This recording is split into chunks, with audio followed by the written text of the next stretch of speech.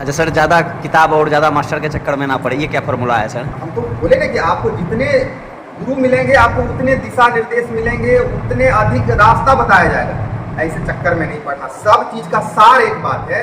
किताब 10 प्रकाशन का किताब है, ठीक है। उस किताबों में अगर सबसे ऊंची चोटी माउंट एवरेस्ट है ना, तो लुसेंट में ये रहेगा और दूसरे में क्या दूसरा रहेगा क्या, तीसरे में तीसरा रहेगा क्या। तो बेसिक चीजें जो है सभी किताबों में एक ही है।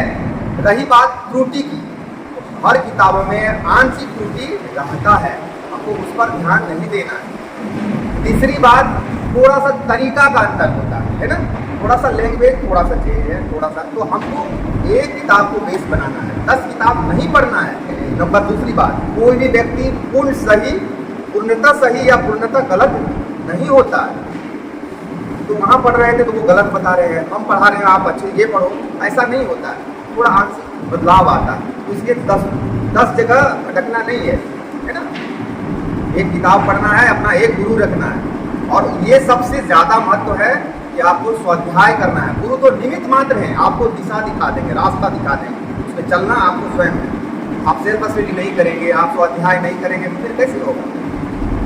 आपके पास एक दिमाग और एक दिल है ना। जैसे मोबाइल है या कंप्यूटर है, अगर वो हैंग कर जाएगा, वायरस घुस जाएगा, तो वो सही ढंग से प्रोसेस कर पाएगा क्या? वही तो हम लोग ये परम कंप्यूटर हैं। इसमें वायरस क्या क्या इसमें है? गुस्सा, डिप्रेशन, ये सब वायरस है। ये बहुत खतरनाक वायरस है, इसको कभी एंट्री नहीं होने देना है। स्वस्थ मन और स्वस्थ दिल, स्वस्थ चित्त बहुत जरूरी है आपको जीवन में आगे बढ़ने के लिए। और इसके लिए आपको छोटी छोटी चीज़ें इग्नोर करना पड़ेगा, इग्नोरेंस करना, भार को छोड़ना पड़ेगा।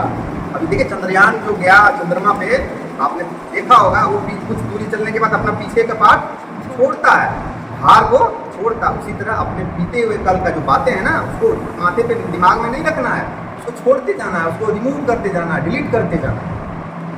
तो फलाने तारीख को हमको ऐसा कह दिया था, अब हम कैसे जिएंगे यार, रोज हमें याद आता है, तड़प हो जाता है। नहीं, सब भूल जाना है। हमें सिर्फ आगे देखना है, मुझे सिर्फ लक्ष्य देखना है ना। बस यही समझना करना चाहिए। आप लोगों में बहुत एनर्जी है, ये सब हुई बुद्धिमत्ता की बात। प्रतिभा तो आप लोगों में कूट कर भरा हुआ। आप लोग ग्रेजुएट हो गए, आप लोग पढ़ने में ठीक थे, तभी तो यहाँ तक आए। आप स्वस्थ, तन मन से स्वस्थ हैं, फिजिक आपका सही है, ये ईश्वर कृपा है ना। और खुश होने के लिए हम लोग के पास बहुत कुछ है। बहुत के पास हाथ नहीं है, पाँव नहीं है, आँख नहीं है। तो और सबसे बड़ी बात इससे भी ऊपर है कि जीवन में पहला लक्ष्य क्या होना चाहिए? खुश रहना। क्या लगता है हम दारोगा बनेंगे तभी खुश रहेंगे, हम डीएसपी बनेंगे तभी खुश होंगे? नहीं, जहाँ है वहीं खुश रहेंगे, वहीं खुशी का खूंटा गाड़ेंगे, है ना। ये मानसिकता बनानी चाहिए। जीवन यहाँ कितने लोग दारोगा हैं या कितने लोग डीएसपी हैं? सुख और दुख जो है ना, ये सब नजरिए का कमाल है। हम लोगों ने सुना है कि बहुत सिपाही क्या IAS ऑफिसर भी सुसाइड कर लेते हैं, क्यों? तो वही जीवन को अच्छे ढंग से समझा नहीं।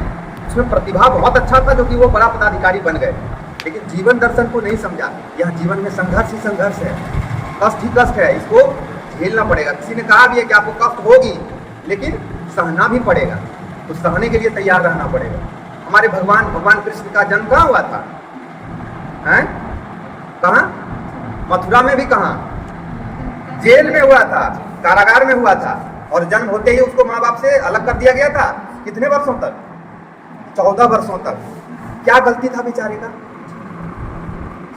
लेकिन उन्होंने इतना कष्ट सहा ना, तब आज हम उसे भगवान कहते हैं। और हम लोग एक थप्पड़ किसी ने मार दिया, एक गाली दे दिया, तो हम क्या जिएंगे? अब डिप्रेशन में चले गए। अरे भाई, तो भगवान राम को ले लो, मर्यादा पुरुषोत्तम थे वो, उसको क्या मिलना था?